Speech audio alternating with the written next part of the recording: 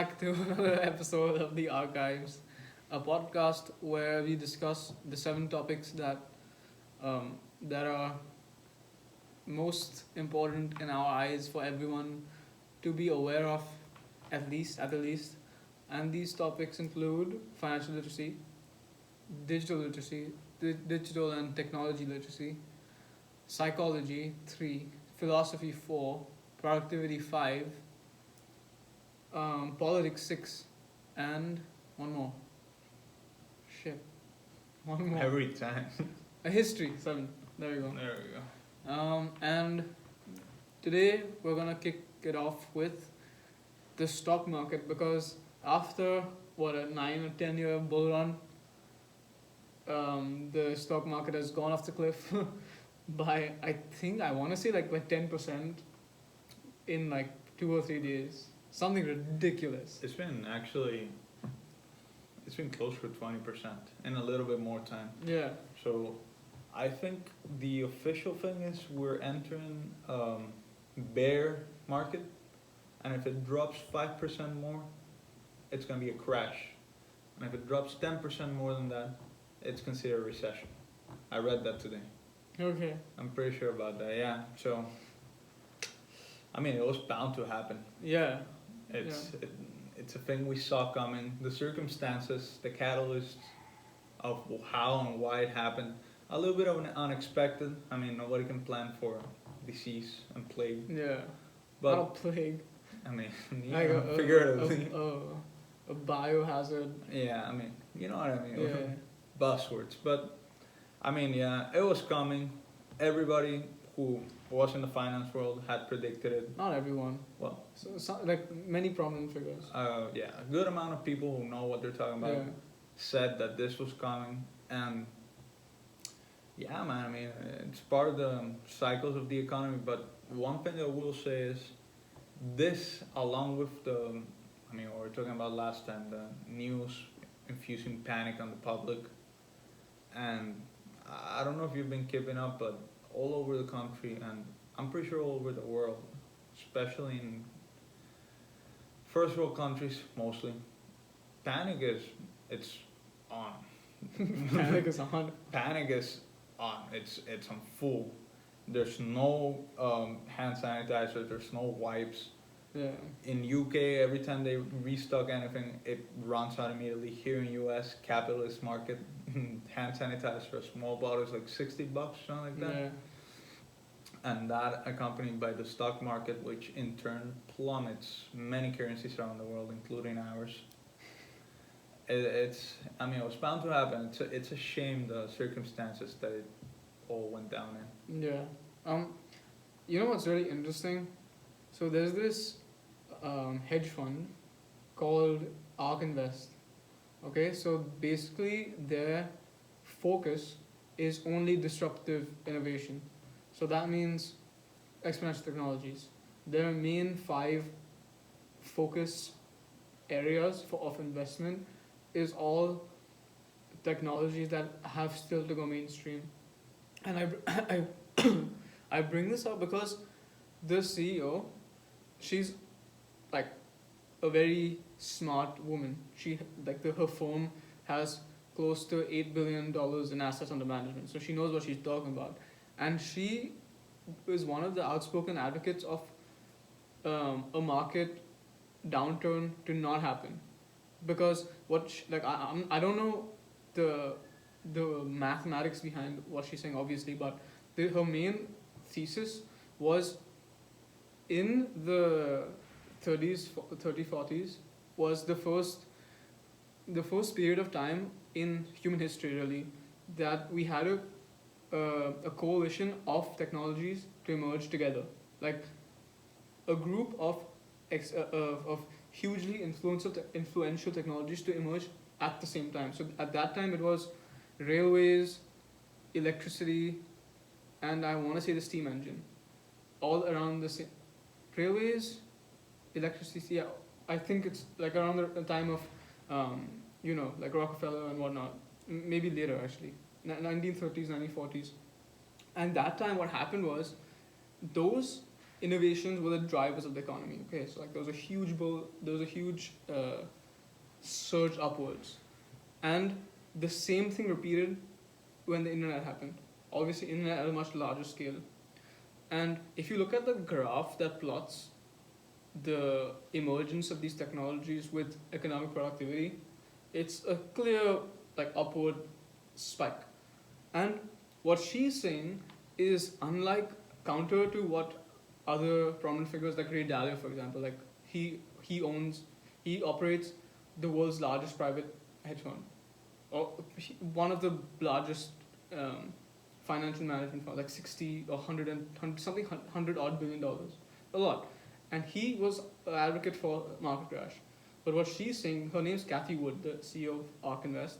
What she's saying is the period of innovation that we're in right now, it dwarfs the internet.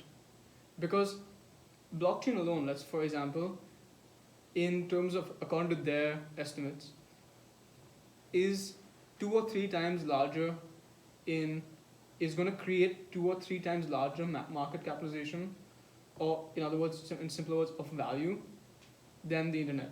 So what the point I'm trying to get at is, she's saying that because of the 5 areas that she focuses on, which is basically the exponential technologies like blockchain, then there's even like video streaming that's still to go. It's mainstream, but it still has a lot of upward growth. Then there's AI, stuff like that. She focused on that, and I mean, if you think about it, we really haven't seen so many emerge at the same time.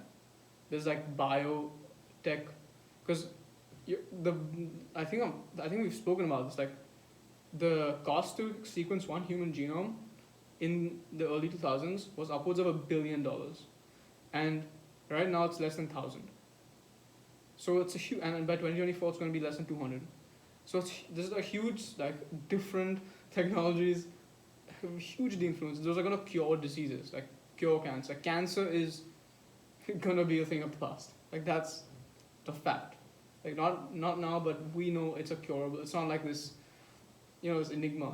Yeah. So she's saying that all these technologies emerging together is why the crash is not going to happen. It's in fact we're going to have even a further bull run. And like what she's saying makes sense, but I don't think she foresaw the coronavirus. I was gonna say that. And that just makes I still think what she's saying is true. Like just personal opinion. Like I still think the economy has a lot of runway upwards. So you think it's gonna correct itself? Oh, 100%. But the time spans have greatly been like affected by this emergence that honestly no one could have seen coming. I mean, it's disease. Nobody can Yeah. foresee that kind of stuff. So yeah, it's just an interesting like dichotomy, like at one end you have this person, both really smart people, but like one who's saying there's no crash coming, there's no economic downturn, and on the other side we have this other person, equally as smart, saying that no, this like, no, Ray Dalio, like he wrote a whole article on LinkedIn, like you can check it, like it was titled "Why the Market Is Gonna Crash" or something like that. And I read it, I didn't understand much, but I got the general idea, and nowhere was it mentioned that like this black swan type event, like coronavirus, I mean, yeah. and it just changes everything. I definitely think that who's right and who's wrong is something we're gonna see. I think we were gonna see it much nearer in the future. I think the coronavirus is gonna be something of a blip on the radar, and it's gonna.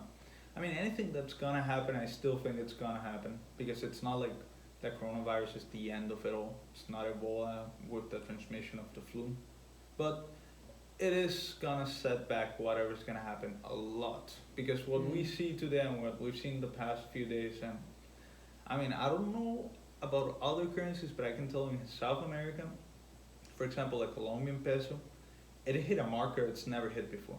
It's historic. Like all-time low? All-time high, Oh. the conversion. I mean, yeah. Yeah, so the currency depreciated. Yeah, I mean, that's tied with the dollar appreciating, because panic is all around. So, of course, people are gonna, how the market works. And also, there's a bunch of factors that go into the Colombian peso depreciating the way it has.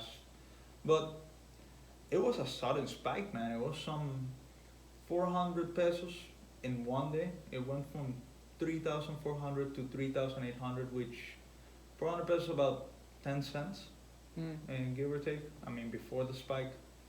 So, no, actually, after the spike, it's about 10 cents exactly. So, whatever's gonna happen, we're gonna see it. I don't think we're gonna see it soon. I think what needs to happen for all of this to blow away is, first of all, a vaccine, which I'm sure is already being, it's been on the works, I think, since February. I suspect it's gonna come in maybe a year, and I think a lot of stuff is gonna happen in between February, when everything broke out, and when the vaccine comes, probably in 2021 or maybe late 2020. Yeah. Unless, well, I mean, actually, there's no unless. People are not gonna stop freaking out. If I, you know, it's funny. I tried to get toilet paper the day before yesterday. They're completely out. Toilet paper. Toilet paper.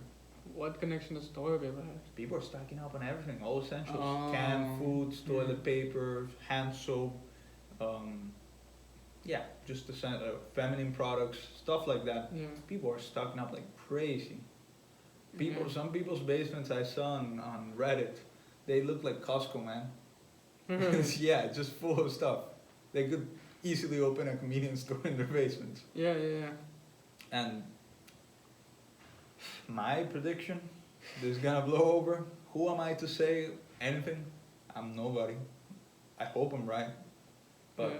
I mean, also, I mean, if we deep into the issues of politics, you see the different pools in the socio-political landscape because,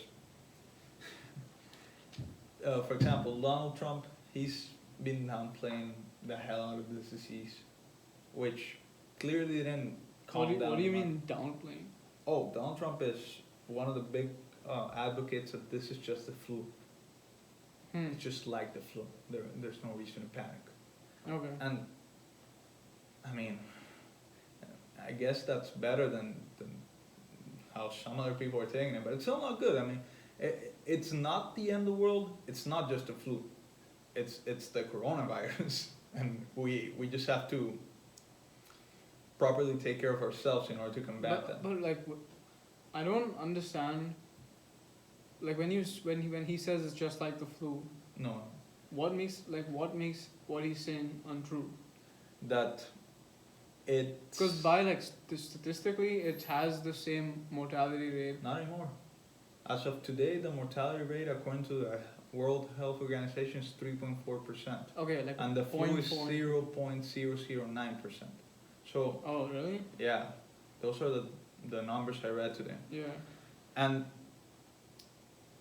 the subject pool is much different because in the flu it's in the millions and in the coronavirus in the 100,000. So it's very different. Yeah.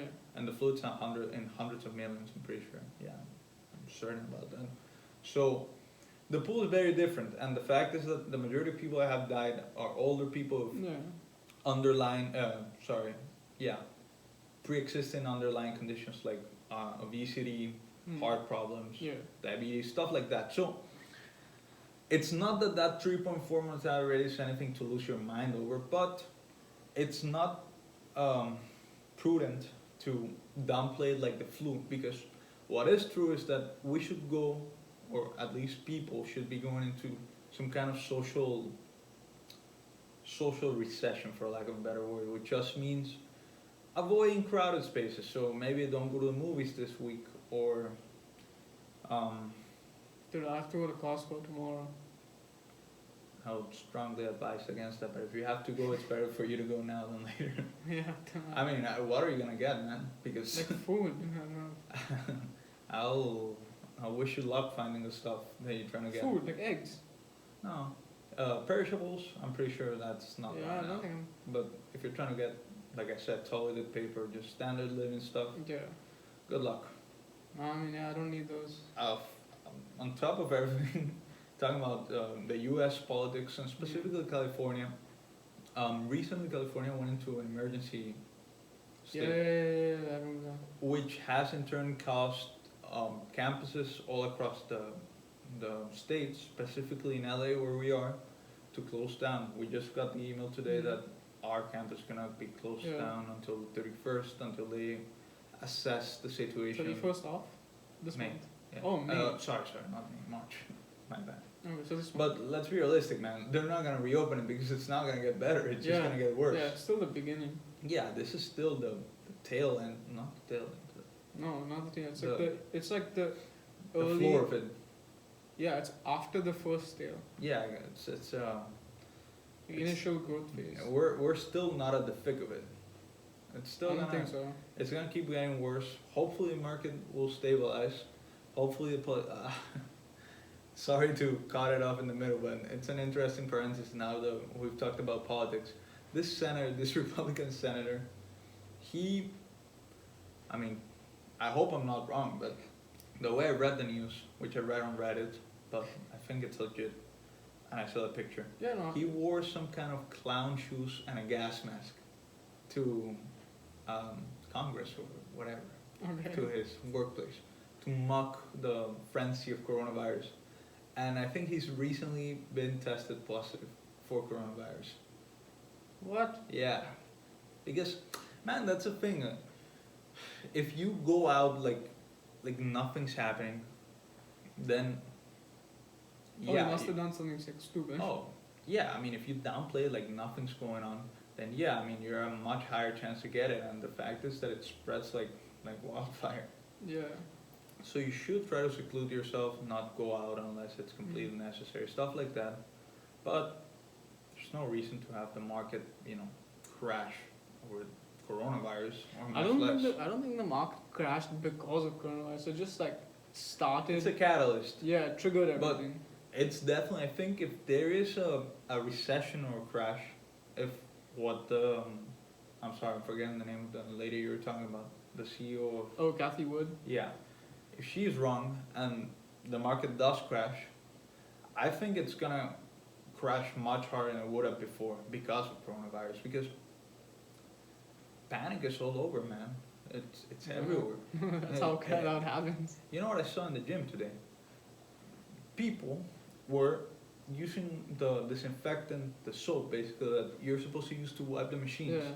and they were just putting it in their hands, like up to their elbows. Like sanitizer. It's not, it's soap, man. It's dry soap. You're supposed to rub it on the Yeah, machines. yeah. You know what I mean? You can't use that for your hand. I mean, you can. I'm sure it'll disinfect them, but your hands will be sticky because it's soap. And they left the machines all soapy. That's the kind of panic I'm talking about. That it's not beneficial for anybody. I mean, how can you, there's no way to stop that. Oh, the panic. Yeah, There's ways to mitigate it, but it's not up to any single individual. yeah, I'm saying, like, if you were a politician, there's nothing you can do other than what Trump is doing right now, than to like curb the mayhem. Because if you say yes, like if you acknowledge its presence, and by acknowledge its presence, I mean, like say what you're saying essentially, that yeah, you have to do this, do that, like don't panic, but do this, do that. Yeah. People are not going to listen to don't panic. They're going to listen to but do this, do that, and then it's Yeah, going to but- still spread. That's true. I agree with that 100% because people tend to be a little stupid and they Like tend what? to. Like remember the thing I was talking about, the amygdala. Yeah. We Yeah. naturally tend to hear all the bad news because because if you don't listen to good news, yeah, okay, you miss out on some opportunity. But if you miss the bad news, back in the day, you died. That's true. That's very true. But I mean, everything you've said is completely true, and it does sell more, and people tend to hear the bad thing Yeah. and not the precautions or anything else. But it's a time to be rational, man. It's not a time to freak out. If we all freak out collectively, then we're probably gonna crash. Not just the economy, man. Everything, because in Iran, politicians are dropping like flies apparently because of coronavirus. Yeah. Korea is in mayhem. China's China. Japan is also mayhem. Italy, which has nothing to do Yeah. with anything, is complete lockdown. The whole country's in complete No, it's lockdown. spread, right? What? It's spread to Europe. It's spread to Europe, but Mm. the country's in complete, well, not, I shouldn't say complete lockdown, but in a type of lockdown in which, Yeah. The they- city is pretty tightly. yeah, they highly encourage citizens to not leave their homes unless Yeah. it's completely necessary. And I actually got to talk about to a few people from back from my hometown who were studying in Italy, and they left, and they're panicking there, but with more reason. Yeah.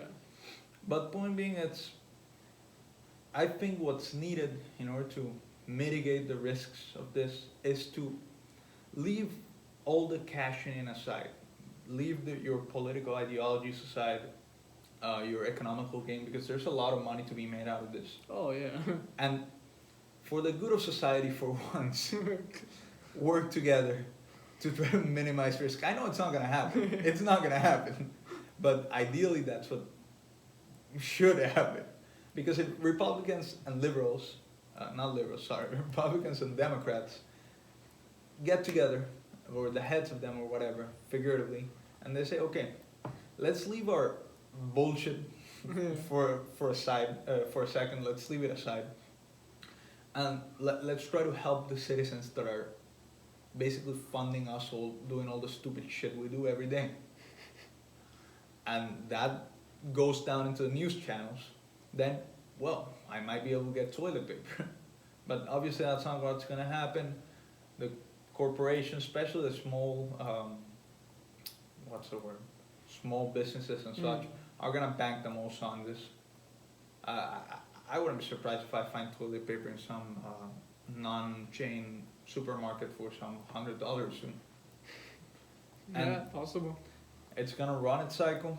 Hopefully get a vaccine soon, everything will die down, and hopefully the market doesn't crash. I mean, there's a lot of, now that you mentioned what you said about the exponential technologies, there's a lot going for the market to keep on an upward trend. There's a lot. There's a lot. Like, Yeah. I just, it just fell on me, I hadn't thought about that. Dude, But at the end of the day, it's up to people, and people tend to be irrational and thoughtless. So, let's see what happens. I mean, yeah, like I said, we're in uncharted territories. Yeah, well, both of us, we've been alive in, I don't want to use the word pandemic, but in widespread disease of this category, SARS. I don't remember anything. I remember having, we were kids, but it's happened before. I think coronavirus spreads a little more efficiently than all those. No, it does. Yeah, It does. so we're in a little bit of uncharted territory, but hopefully the smart people take the wheel and we don't drive ourselves into the Yeah, ground. I mean, I want to say it's only a matter of time till the vaccine comes out. They're estimated about a year. Yeah, I mean, but with stuff like this, like you never know, you know. Yeah, I mean, Like let's, for just sake of experiment, like it's gonna be completely uneducated and completely useless. But how does one estimate when you will successfully create a vaccine? Because it's really just trial and error. yeah, I mean, from what I think, this is not even my understanding, it's just my thoughts, my logical process Yeah. would be that there's projections to it. And they're Like based on past yeah, history. Yeah, exactly. So after this many tries, we'll be that much closer to getting a Yeah. vaccine. But I mean, I can tell it's not gonna be tomorrow. But Yeah. maybe in a few months we'll have luck, or somebody really smart will figure it out, and this will be a thing of the past. We need like an Elon Musk of bio Who knows? technology. Maybe. Hopefully. I don't know, dude. Because interestingly, out of all the research areas that Lady Kathy Wood focuses on, based on her opinion, the genomics revolution, which is biotechnology, which is like gene editing and stuff to do with with the medical industry, pharmaceutical industry, basically. She's most excited about that. She thinks the most scope for progress and more than that, impact on the common citizen's life will happen from that trend. Because, for example, you know how we do blood tests? There's gonna be like when you go for a routine checkup, one of the other tests which look like blood tests is gonna be like a sequencing of your genes. So then we can, based on what they read, they know how genetic disease affects you. So basically, like, what are the chances, like how, if you're gonna get cancer, how is it gonna happen, all before the symptoms show up, and it's gonna be just another basic test. And based on that thought, I would think that it should greatly help the coronavirus situation, because that is again nothing Yeah. but Do you know if there's any estimates on when this is gonna become widespread? what? The gene sequencing. Yeah. and So forth? like I said, it's because so her firm, their core principle or like core philosophy or whatever, or the core philosophy which they base their research on is called um, Murphy's law, some law, okay. And basically what it states is, it's the so there's, just going a bit behind first, there's the Moore's law, right, which says every 18 months, around 18 months, the processing power of a computer, it doubles, essentially doubles. And so that's an upward trend, and the processing power upward trend. And this law is based on the price of technologies based on Moore's law, or not based on it, but they have a association, because the more you can do, the more power you have. Essentially, it usually correlates with prices dropping, because it democratizes everything. Like the whole supply chain gets more efficient. We get when essentially you can think about it like when we get better at stuff, it naturally reduces prices. Right. So according to that rationale, their estimates for a gene, because the starting part is just reading your gene, because without reading a gene you don't have any data to work with. So to read your gene, she's saying by 2024 it'll be $200, which is a lot less than upwards of $1 billion, and much more affordable to the like for 200 us. bucks is, sorry to interrupt. Yeah, no. $200 is, I mean, for the information that they're promising. Look at the That's quality. that's very obtainable. I mean, I'm not saying that everybody's gonna be able to get it, but it's definitely something worth splurging on. I would not even I would even consider the word splurge as appropriate. Like I would see that as a core expense. Like that's a necessity in my eyes, at least. Like it's not something you do if you have the money. You make sure that is a priority. Because dude, you're essentially reading your genes and you're being able to. It could potentially like give you 10 to 20 more years. And what, $200 is not worth 10, 20 of your more years. I 100%. I'm just thinking about it from the point of view of, say, somebody that makes minimum wage. And No, that's what I'm saying. Like they have to, like obviously people. culturally, it's gonna just have to. It's gonna become something that culturally it's somewhat compulsory for everybody, because who doesn't Yeah. want to live for long? And dude, it's gonna affect insurance. Like your health insurance premium, if you don't do it, will go through the roof, because Yeah. they will demand the data. Because their business is all about risk, and the only way you can measure risk is I mean, more data. with this information, now that I'm thinking about it, how would health insurance even look like? Because if you know what you're prone to get, Yeah. then either they can just quote you right there how much they're going to charge you to treat it as it comes, or I mean, I don't know how the treatment's going to look like for whatever, but Mhm. just for sake of simplicity, how they're going to charge you in installments for what's going to come, and they're going to treat you when it comes, or they're just going to go out of business and it's going to be a completely different model. No. Why? Wait, I'm not sure I understand your doubt, because Because I mean, correct me if I'm wrong, but at that point, insurance implies that if something were to happen, yeah. then you're covered. But Yeah. with this, you know what's gonna happen. No, yeah, but no. Okay. I think I get it. So when you do your gene editing, gene sequencing, Yeah. you take measures to counter that, and that changes the whole future. Okay. You're literally changing your future, Okay. and then that's why it's going to be routine. It's not like a one-time thing. Okay. Okay. I So based on the data, like I go test my genome, and based on that data, the health insurance, if I'm all good, I'll have a lower premium. If there's something to worry about, I'll have a higher premium. That makes sense. And then if I have something potentially wrong, I'll have a higher premium, but also I will do what the doctor recommends. And then next time if I go, if everything works out, the danger will be less, like Okay.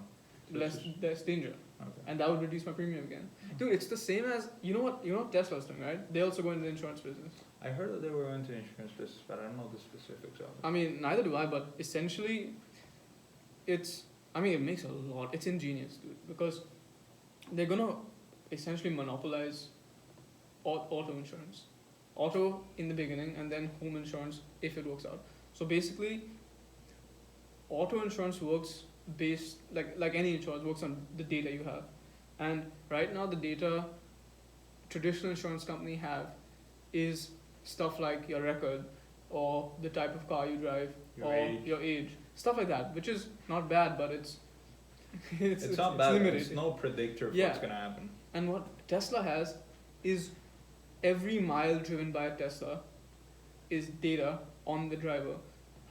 Like if you have tendency to tailgate someone, they know that. Oh god. And obviously, this is speculation, but some people are saying that Tesla will have like an opt-in offer, that if you opt into full insurance data, then they have all the data, like they have how often how your average speed, like when you brake, and if you give that data to them, then they'll give you even a low insurance premium, because once they know everything about how you drive, and That's an accurate predictor. of then what's gonna happen. they can measure risk better than any insurance company, and that is before autonomous driving becomes a thing. When autonomous driving becomes a thing, which Tesla is again at the forefront of, then their technology, well, they own the technology, they know how good it is. I mean, once autonomous driver becomes a thing, and if it's widespread, then in theory you wouldn't need insurance, because No, it'll be much lower. Like because you can't predict everything. Like insurance will be a thing, 100%. I mean, yeah, no, but what I mean is, at least It'll be way lower. in ideas, yeah, it would be way lower, because technically, if the software that they're using is what's taking you front and back, it becomes their fault if you get into an Yeah, accident. I mean, not obviously- necessarily. Like if the software's at fault, then they will know it's their fault. Yeah, exactly. That's what I mean. Yeah. So, but yeah, it'll be super low, and essentially what it'll be used for, or not used for, but one of the great reasons to get it would be when autonomous driving is a thing. Autonomous taxis are gonna be a thing. So like, once you go to work, you don't park your car. Your car goes and becomes a taxi for people. So you earn revenue. And when they're doing this service, essentially, when your car is doing this service, you still need insurance. Yeah, of course. And Tesla, there won't be anyone to provide better rates than Tesla. Just as a parenthesis, a question. So would Tesla, I mean, I'm assuming that they'll only be able to collect the data that you give them from their cars. So I don't see how it would work any other way. Yeah, they have data. So Tesla's only, I mean, I know they're doing this insurance thing for a fact, so The data started. Like they Yeah. already have the data. so it'll be exclusive to Tesla's, What? the insurance. Tesla's coming. This is Tesla's insurance product. Yeah, Tesla, exactly. the insurance company. Okay, so like that's my point. Tesla, like Yeah. the insurance product that Tesla's gonna be offering, Yeah. it's gonna be exclusive for Tesla owners, of course. I mean, I don't like. Just as a I don't see why they would.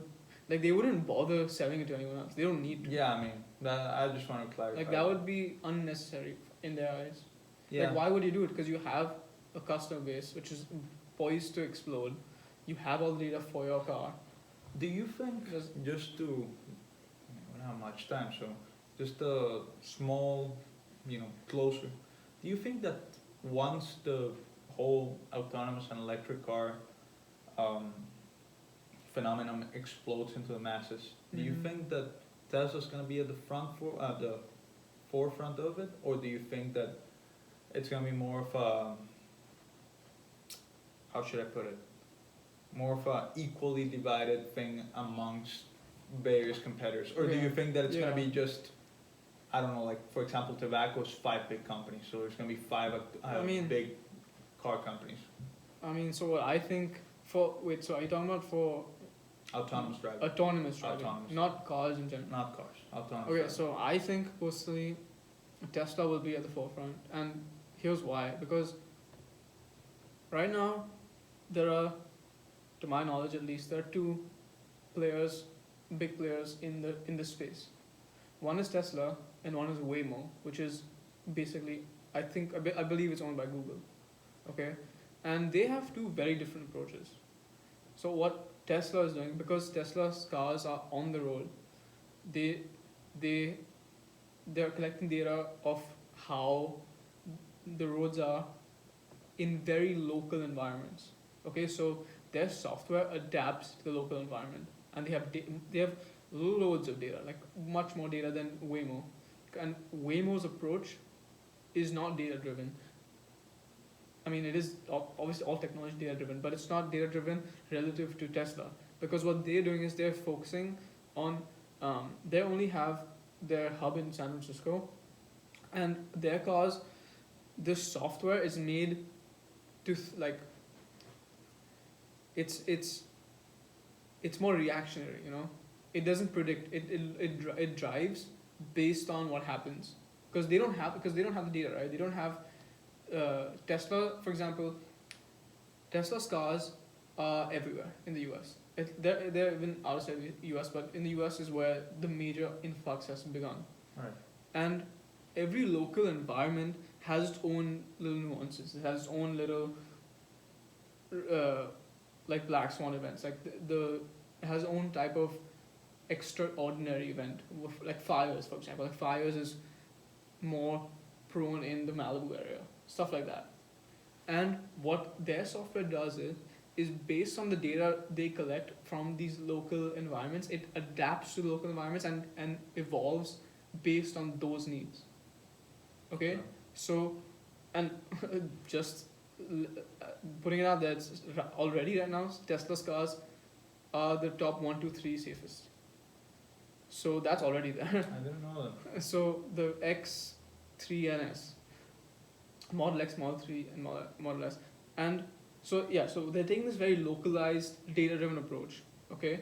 And Waymo, they can't do that. They have to create this universal software that theoretically has to work anywhere the car goes. But it doesn't know, it hasn't adapted to the local environment. It has this one universal approach for all. It's like a one-size-fits-all versus tailor-made. That's what we're comparing. Okay. Now, in that situation, as it stands today, I don't see how anyone can beat Tesla. That's true. I mean, they have a big advantage, which is their cars are already on the road. Dude, they have like billions of miles Yeah. already driven. Yeah, especially in the major cities, just like LA. I don't know if New York, but I'm sure San Yeah. Francisco and so forth. I mean, yeah, when you put it that way. I learned this because that Kathy Wood lady, she got Elon Musk on her podcast. Oh, she has a podcast. So basically, her firm, her private hedge fund, is the first hedge fund to go open source. So all the research they do, they put out to the public for free, and no hedge fund does that, because companies that do their own research, who essentially manage billions of dollars, they keep all their research private. But and that kind of makes sense, you know, because you don't want to give other people What you're doing. what you're doing, especially with billions of dollars on the line. But they have a completely flipped model. They have they put out everything. You can. This is all where I learned all this about her and her company. So her company has a podcast. Like, obviously she doesn't operate it, but like, Yeah, I mean, she's one of the speakers. Yeah. I'm sure. and Elon Musk, like the podcast episode was Elon Musk, her, and the autonomous driving specialist at the firm. So, side note, in the firm, they they also, the way they structure it is completely different from traditional hedge funds, because traditional hedge funds, they have a siloed approach. So for example, the auto analyst will only look at the auto industry. Then we have the pharmaceuticals who will only look at the pharmaceuticals industry. Then you have technology who will only look at technology. The thing is, what she says, which is very true, is technology is everywhere. Like every industry is technology. So for example, where in a traditional firm, an auto analyst will analyze Tesla, it makes no sense because Tesla is not an auto company. It's a car company, yes, but it's also an AI company, and it's also a battery company. Battery technology is also another huge one of the focuses. So these are three exponential technologies all in one, and you can't have one analyst like working on it. It makes no sense. You can't make predictions.